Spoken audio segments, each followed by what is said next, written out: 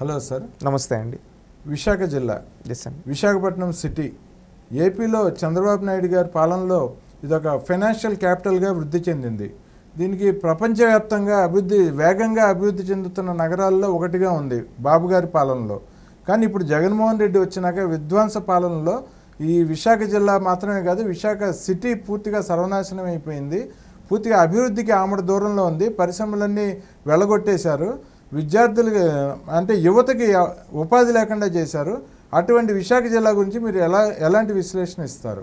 విశాఖపట్నం ఒకప్పుడు ఆంధ్రప్రదేశ్ రాష్ట్రానికి ఆర్థిక రాజధానిగా, ఐటీ క్యాపిటల్గా ఉంటూ ఎంతో సుందరమైన నగరంగా ఉండేది విశాఖ. అలాంటి విశాఖని జగన్మోహన్ రెడ్డి గారు వచ్చిన తర్వాత ఋషికొండ గుండు కొట్టి, అదేవిధంగా అక్కడ కొంతమంది రౌడీల్ని పెట్టి భూ కబ్జాలు చేస్తూ ఒకప్పుడు ప్రశాంతంగా ఉన్న విశాఖను ఈరోజు దౌర్జన్యాలకి, దమనకాండలకి నిలయంగా ఈ జగన్మోహన్ రెడ్డి తీర్చిదిద్దాడు. చేసిన అభివృద్ధి శూన్యం. పేరుకు మాత్రమే ఎగ్జిక్యూటివ్ క్యాపిటల్ అని అవన్నీ చెప్పాడు. కానీ ఏంటంటే దాని వెనకాల ఉండేది అక్కడ ఉండే ప్రాంతాలన్నింటినీ, భూముల్ని దోచుకొందిని, అదేవిధంగా అక్కడ ఉండే ప్రకృతిని మొత్తం నాశనం చేశారు. ఒకప్పుడు తెలుగుదేశం పార్టీ హయాంలో వైజాగ్లో హుదూద్ తుఫాన్ వస్తే చంద్రబాబు నాయుడు గారు అక్కడ ఉండి ఒక వారం 10 రోజుల్లోనే మొత్తం ఒక అలర్ట్ చేసి మొత్తం మళ్ళీ పాత స్థాయికి తీసుకొని వచ్చాడు. కానీ జగన్మోహన్ రెడ్డి ఆ రోజు గాలి మాటలు చెప్పి వెళ్ళిపోయాడు.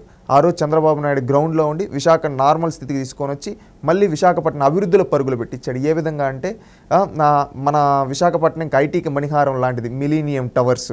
ఆ మిలీనియం టవర్స్ ద్వారా తీసుకొని ఎన్నో ఐటీ కంపెనీలు తీసుకొని వచ్చారు. దాదాపు 350 ఐటీ కంపెనీలు తీసుకొని వచ్చి 24,000 మందికి ఉద్యోగాలు కల్పించారండి వైజాగ్లో తెలుగుదేశం పార్టీ హయాంలో. అదేవిధంగా దేశంలోని మొదటి మిడ్టెక్ జోన్ మన విశాఖపట్నంలో చంద్రబాబు నాయుడు గారు స్థాపించడం జరిగింది. అదేవిధంగా ఆసియన్ పెయింట్స్ని తీసుకొని రావడం జరిగింది. అదేవిధంగా విభజన చట్టంలో మనకు కొన్ని విద్యాసంస్థలు, దాంట్లో ఐఈఎం, అదేవిధంగా పెట్రోలియం అండ్ ఎనర్జీ యూనివర్సిటీ మన వైజాగ్ తీసుకొని రావడం జరిగింది. ఇదే కాకుండా ఋషికొండలో ప్రపంచ ఫిన్టెక్ లాగా ఫిన్టెక్ జోన్ స్టార్ట్ చేయడం జరిగింది. అదేవిధంగా విశాఖపట్నం అర్బన్ డెవలప్మెంట్ అథారిటీ కింద ఊడా కింద సెంట్రల్ పార్క్ను డెవలప్ చేయడం జరిగింది. అదేవిధంగా అనేక ప్రపంచ స్థాయి సదస్సులు, ఐటీ సదస్సులు కావచ్చు, అదేవిధంగా మనకప్పుడు బిజినెస్ సమ్మిట్లు కావచ్చు, ఇవన్నీ చంద్రబాబు నాయుడు గారి హయాంలో జరిగాయి.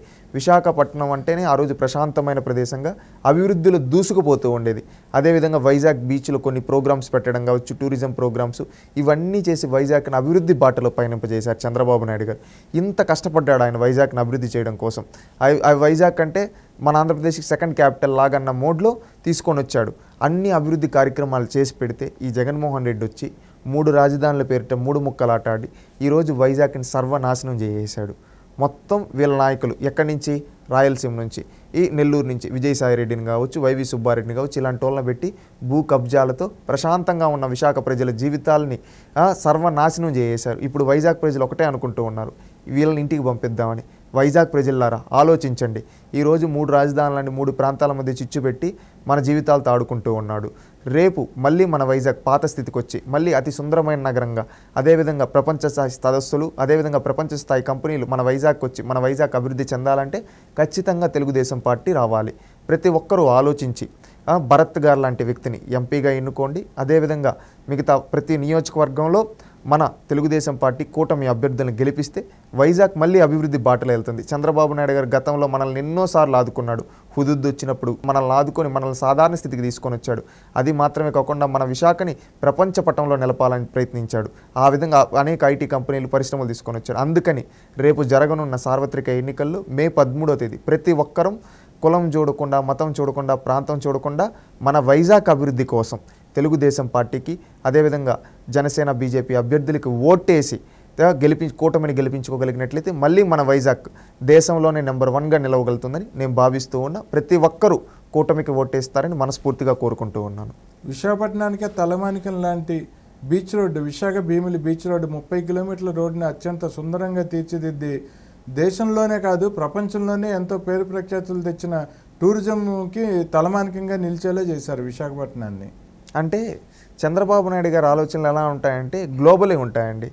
ఆయన ఏంటంటే ప్రపంచ స్థాయిలో ఆలోచిస్తాడు, దాన్ని లోకల్గా ఎగ్జిక్యూట్ చేస్తాడు. అంటే ఆయన ఆ విధంగా ఎగ్జిక్యూట్ చేస్తూ అభివృద్ధిని పరుగులు పెట్టించాడు. ఆ విధంగా టూరిజం, ఎందుకంటే ఒక టూరిజం అనేది డెవలప్ చేస్తే అక్కడికి టూరిజం ప్లేసెస్కి అనేక ప్రాంతాల నుంచి వస్తారు. వాళ్ళు వచ్చినప్పుడు ఇక్కడ మనకు డబ్బులు పెడతారు, అంటే ఇక్కడ వాళ్ళు ఖర్చు పెడతారు. అది ఎక్కడ మనకు ఆదాయం వస్తుంది. ఆ విధంగా ఆదాయం వచ్చినప్పుడు స్టేట్కి ఆదాయం వస్తుంది.